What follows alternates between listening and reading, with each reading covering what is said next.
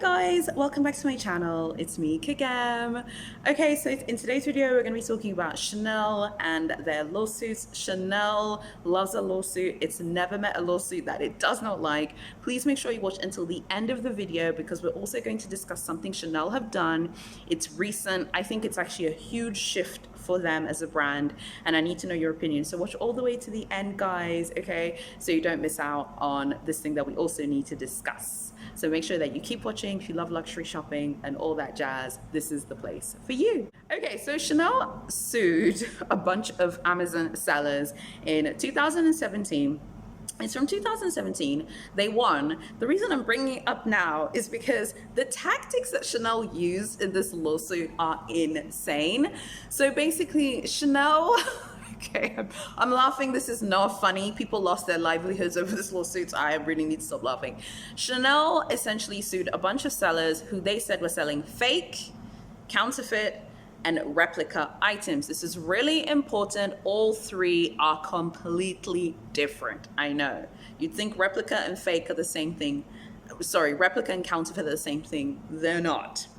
So Chanel sued a bunch of these sellers. They said that they wanted damages of $2 million from each seller. Okay, there are a bunch of sellers. They said that they also want them banned from the Amazon platform for life. And they said that they wanted, basically them to go public and say, yeah, I've done this, and basically embarrass the life out of these sellers. So this was a lawsuit that was done in the US, and they sued. They won. The settlement figure was $2 million for all of the sellers to pay up front. So I wanted to talk about this because the tactics that Chanel used in order to win were gangster, thugged out tactics.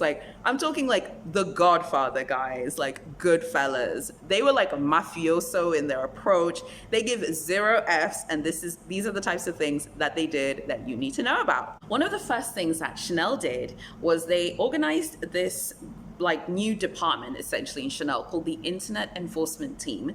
As of 2017, there was a woman running this team, and it was her job, literally in the name, to protect the trademarks and intellectual property of Chanel on the internet and to enforce, this is super important, the trademarks and intellectual property of Chanel on the internet.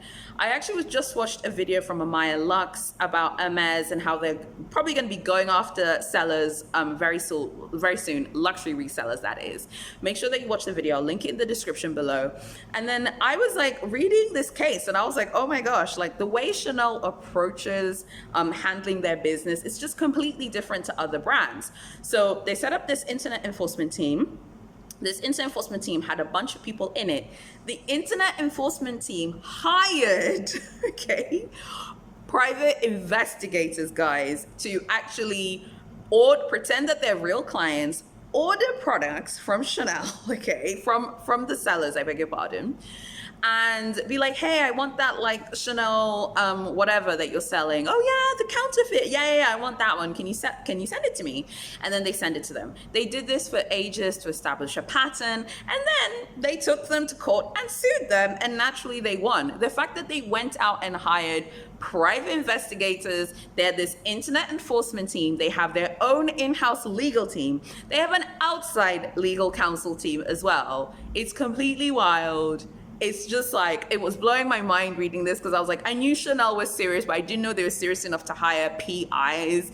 And I think of private investigators, I think of police shows and someone's watching you in a car, oh my God, there's Kagam, she's doing something wrong, I'm gonna go snitch on her. Yeah, they did that. So I was reading the whole thing, and essentially what ended up happening in the end, as I said previously, there was a fine to pay, $2 million had to be paid from the sellers to Chanel. One of the sellers said that it would bankrupt her, it would destroy her life. Chanel was I give 0 Fs, B. You're gonna pay me, okay?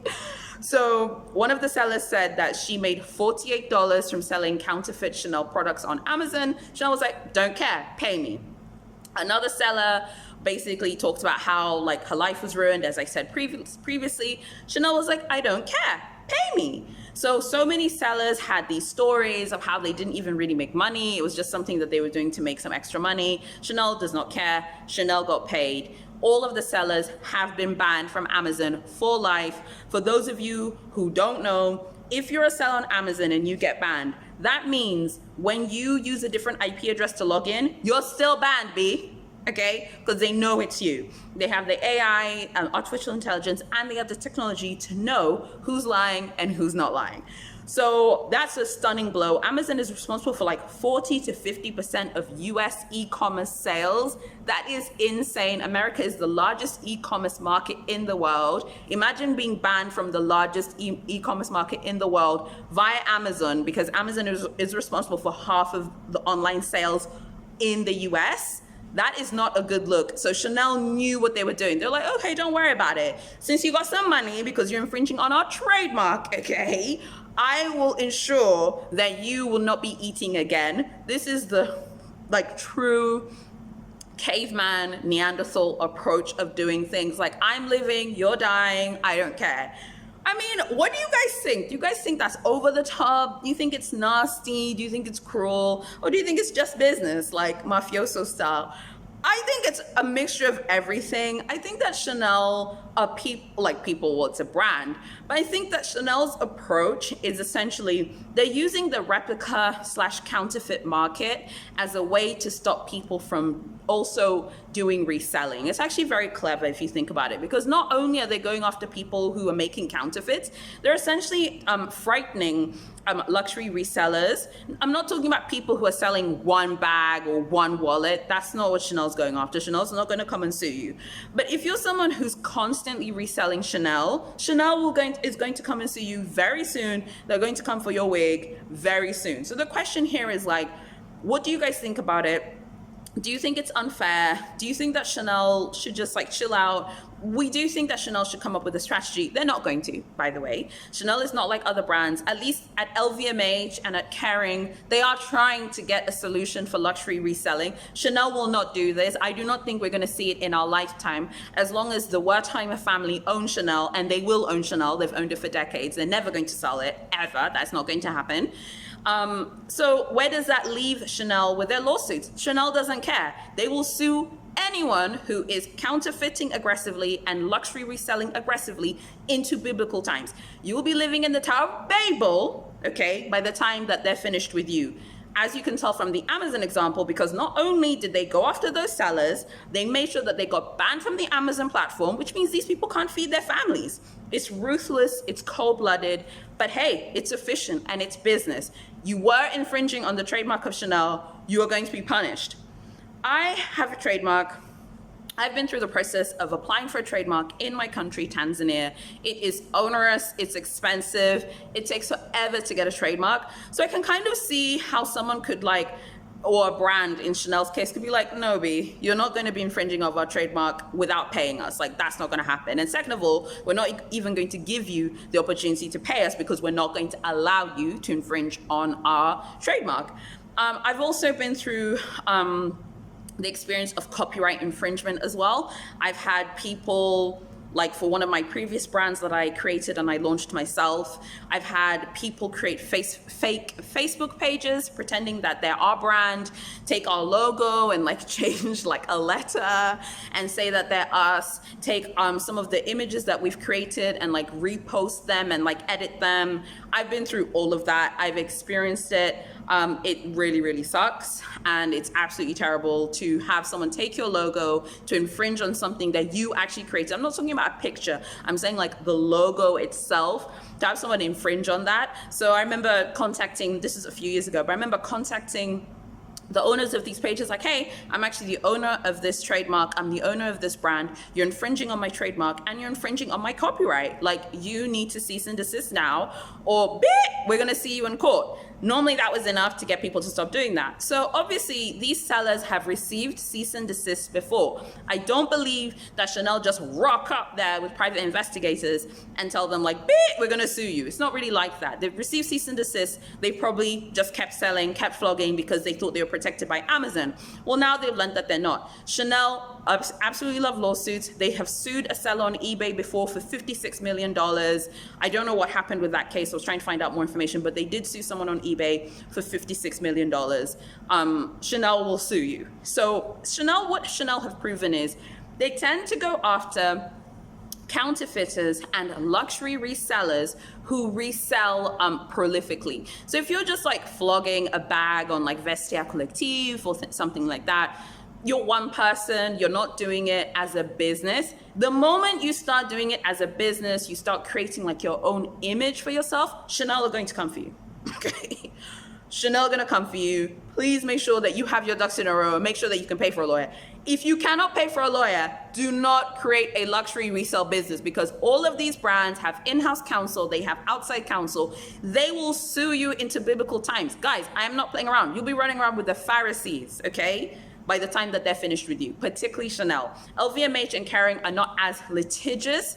LVMH in general, they tend to sue counterfeiters. They don't really sue luxury resale companies or luxury resellers. Chanel will sue everybody, okay? Chanel loves to sue, and they will sue until you get it through your head that you're not supposed to be reselling. We can talk about the sort of like the ethics of reselling. Is it ethical to resell or not? I actually think it's fine reselling if someone's like reselling every now and then. I feel like if you're gonna create a luxury resale brand, do not do it unless you can pay for lawyers.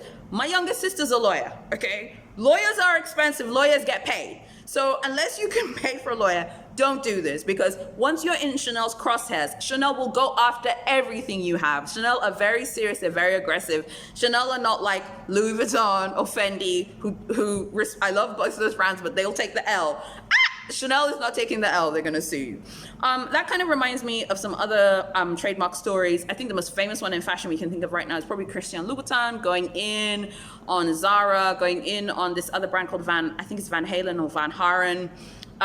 They went off on them, they've sued them. As of 2018, the European court agreed that it's a fair assumption that a high-heeled shoe or a shoe with a red sole would be connected to Christian Louboutin. I don't know what has happened to that case since, but I absolutely know that Christian Louboutin is also very litigious, very much like Chanel. They will sue to protect their copyright.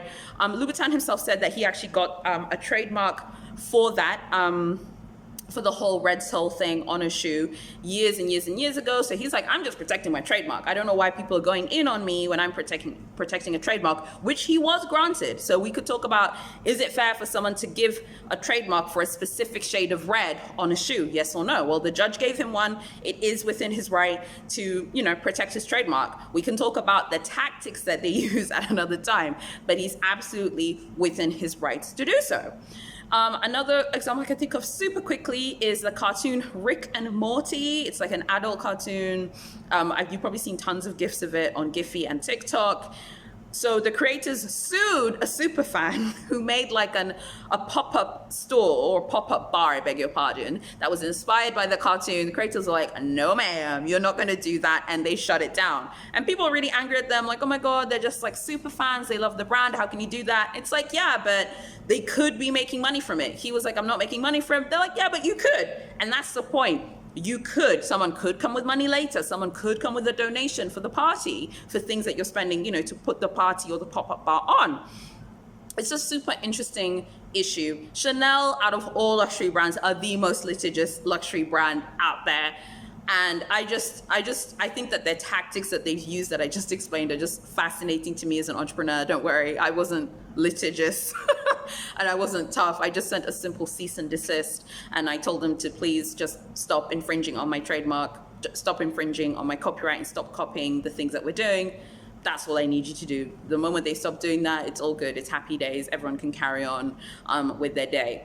So I'm not, I'm just a small company. I don't have that many employees, but they're absolutely within their rights to protect their copyright. And, whether you like it or not is not really up for discussion. They're within their rights to do so. I just think that Chanel, the way Chanel go off is just unlike anything I've ever seen. I have a friend who's a lawyer. I sent her some of those links and she was like, honey, Chanel is known in the legal world for being like the client you want to serve, because they love a lawsuit and they will sue until the person learns a lesson. So just super quickly as well, if you go on Etsy's website and you just type in Chanel, I did this when I was researching this video, just typed in Chanel. Oh my God, there are 48,000 results of fakes, aboard. People are creating like fake clip-on earrings. So like even about this big. And they're creating fake clip-on earrings with like the interlocking CCs, which by the way, Chanel is Chanel's logo. Chanel has two logos, the one with just the logo, and then the one with the interlocking CCs. And people are creating like clip-on earrings like this. These aren't clip-ons, but I'm just saying like this big, okay? And then it has like the interlocking CCs and flogging them on Etsy for $5. Some of them look really, really bad, guys. Okay, some of them absolutely look like fakes. Some of them are very, very good. I have to say, I was impressed with a few of them. Like, ooh, okay, girl, you've really been studying the Chanel costume jewelry section of the website. So once you start making real money, guess who is coming at your door? Chanel, and they're going to get paid because they always get paid. Okay, guys, so that's enough of the Chanel litigious stuff. By the way, they should be having their annual report coming out very soon. They should have filed their accounts at the end of December 2020. Once they do, I'll be back on here telling you guys any juicy things I find. And the final thing that I saw from Chanel, which I thought was so weird and crazy and different, was the fact that Charlotte Casiraghi has been chosen as the new brand ambassador for the brand. And I was just like, whoa, like, her out of all people, like she is part of the Monegasque royal family, which is obviously the Grimaldi, like the House of Grimaldi of Monaco, and it's just completely different. You know, when you think of when Carl was obviously the top dog there, you can think of, you know, celebrities like, there was a time when Lily Allen, out of all people, like she was a Chanel model and brand ambassador. Keira Knightley, I actually understood way more than like Kristen, God, I've even forgotten her name, the actress from Twilight. I never understood how she even got that contract. I know that Chanel pay very well. So it's a great contract to have, honey, because they pay, and they pay very, very, very well. So choosing Charlotte Casiraghi just kind of shows where Chanel are headed. Chanel are going a different way. Valentino actually just recently chose Zendaya to be their brand ambassador. I actually feel like that is the road that Chanel should be going down. You know, youthful, vibrant, just something different. Chanel have decided to go with Charlotte Casiraghi. She's a beautiful young lady, nothing wrong with that. It's just not what I expected. So it kind of tells you where the brand is going. Blue-blooded, old money, that's Chanel's focus. And by choosing Charlotte Casiraghi, that's the message that they're sending to us as consumers. That's what they're sticking with. They have a few black models on the website and a few Asian models on the website, but the actual new brand ambassador is Charlotte Casiraghi. I'd love to know what you guys think. I've never been to Monaco. I'd love to go. I've heard it's like super beautiful, very high-end, very glamorous. But it seems to me that Chanel have decided they're going to do the blue-blooded thing, the old money thing, and that's what they're looking to do. What do you guys think of this video? If you love shopping, you know what to do. Subscribe to my channel, hit that bell, and I'll see you in my next video.